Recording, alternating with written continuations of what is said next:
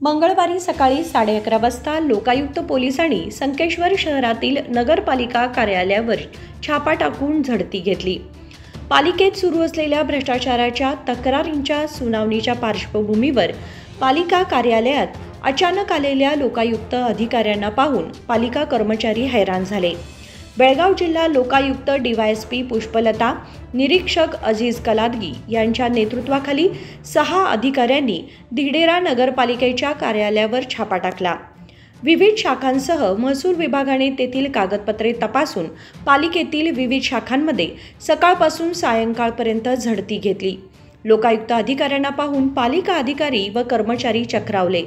अधिकारी प्रश्नांची उत्तरे देण्यात संथ नसून आवश्यक माहिती देण्यास धावपळ करू लागल्याचे दिसून आले। सचिन कांबळे, KMM मराठी।